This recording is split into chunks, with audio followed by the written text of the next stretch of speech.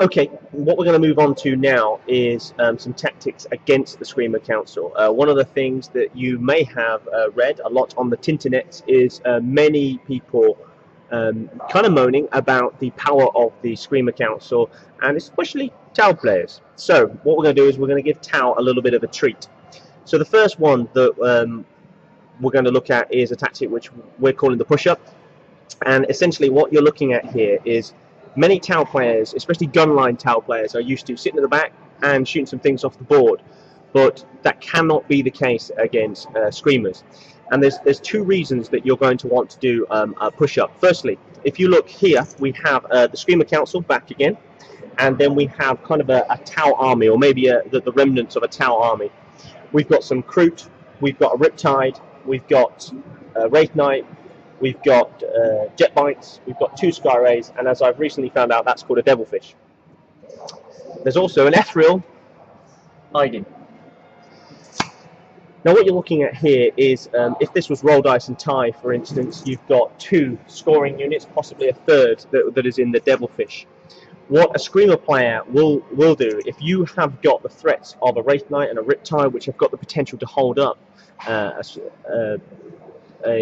Screamer Council player, what he'll do is he'll just pick off the troops. So he'll sit at what will be the 24-inch line, round about kind of here, he'll move to kind of here, and then just pick off the Kroot.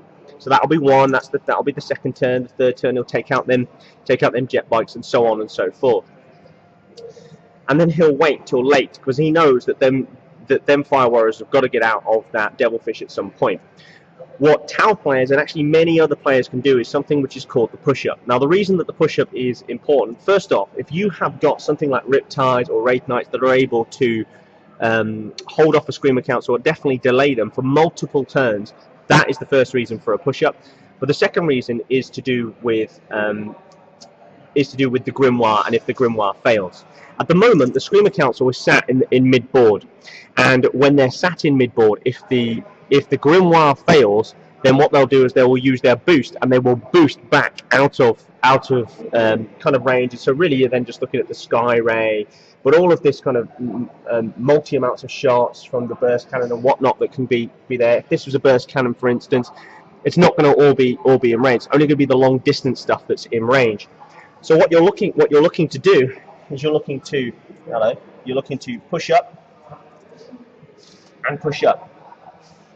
And this bad boy has got a 24-inch threat range. So the difficulty is for the Screamers now is that they're only 12 inches away, and if they want to shoot the Kroot, it's difficult for them to move up. So they've got to move back to deal with this, or they've got to come forward and try and assault.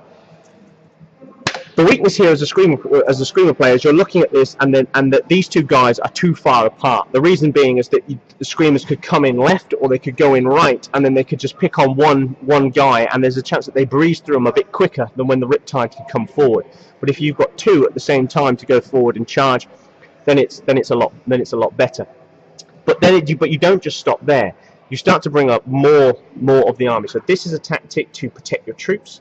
But then you start to bring up more of the army. This is a burst cannon. So if it's only got sort of 24, 30 inches, it's not going to be in charge. This needs to come forward. If you had other units such as crisis suits and whatnot, they need to come forward. And the reason being that if the Screamers decide to go backwards, especially if it's roll dice and tie, the rest of your army needs to be in range to take advantage of when the Grimoire fails. That's the issue that you need to have. Remember that the Screamer Council have got a 36-inch threat range in terms of flickering fire. So the further that you can push up the field, the better for you. You can use this with Necrons who've got their armor 13 spam and only 24 inches. You need to push up, and in that kind of case too. If you've got Marines with bolters, they need to be pushing up too. But obviously, you need something that will push the Screamer Council back. If you look at the Necron armor 13, they've got nothing that'll push the Screamer Council back.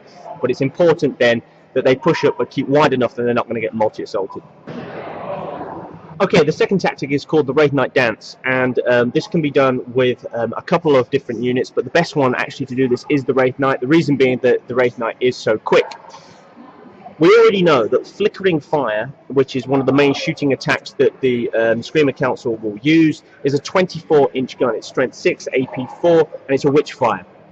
If you looked at something like Kroot, which are here, and the Screamer Council is here, they are a juicy target, especially if the Screamer Council can get perfect timing, which means they will strip the cover save and kind of strip the power of Kroot.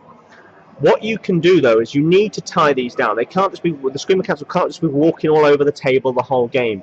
So what you'll try and do is kind of do a bit of a dance with the Wraith Knight. We have our Wraith Knight here, which is the counter, but his issue is that he can never catch the Screamer Council.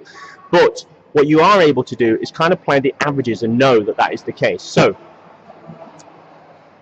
we have our Kroot, which are stuck here, and they are 24 inches from the Screamer Council. And you stick your Wraith Knight, which is 2 inches here, 2 inches in front of the Kroot.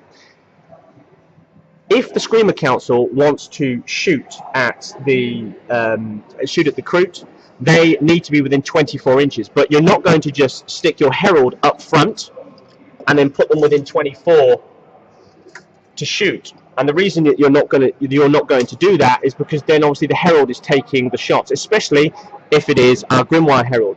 So instead, what you're going to look to do is you're going to have to bring your Screamers in front too, which now means that instead of having a 24-inch charge range, you're looking at about a 19 to 20 inches from the Wraith Knight. The Wraith Knight can move 12, so he can move 12 here, and then he's looking at somewhere, I mean in this case it's 7 inches, but somewhere between 7 to 10 inches to make his charge. So what you're doing is you're giving the Screamer Council a choice. They can come forward and most certainly take out your troop. So you're giving up a troop choice, and maybe in the game you have to decide whether that's the right thing to do at that point.